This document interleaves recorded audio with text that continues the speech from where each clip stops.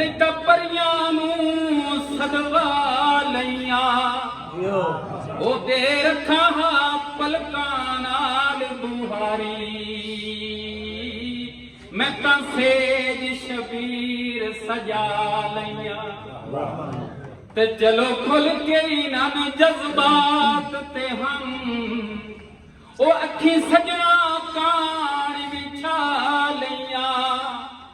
तुहाडे इस्तकबाल ते तारे क्या मैं तां चन आसमान तुला लईयां।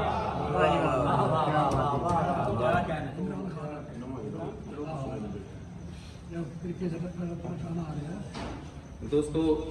एक मेरा सॉन्ग रिकॉर्ड हो गया ਉਹਦੇ ਨਾਲ बल्कि दौड़ा ऐसा रिकॉर्ड होया अल्लाह को अपील मंगी है कुछ दोस्तों अपील की है अल्लाह पाक इस गुलाम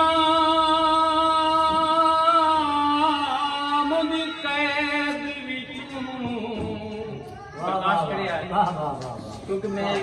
पाकिस्तानी हाँ मैं हर लीडर को इज्जत दी है जब नवाज शरीफ का दौर आई एक बहुत बड़ा जिस तरह एटम बम का तजर्बा किया उन्होंने भी तराने गाए मुशर्रफ का दौर आया उन्होंने भी तराने गाए अज किसी ते बुरा वक्त ते उन्होंने भी तराना गाया बर्दाश्त करना लेकिन रब दे अगे अपील है साडी कोई अकीदा या किसी ने असीं हिटबाजी नहीं की पाकिस्तान पाकिस्तान दे फौज जिंदाबाद ये साडा नारा है यह कि साडी अपील है वो सुन लेना है इंशाल्लाह अज रात या कल रिलीज होगी फिर सुनना अल्लाह पाक इस गुलाम दी कैद विचों असद मुर्शद आजाद करा क्या ओ मुड़ घल गई फौज बाबीलां दी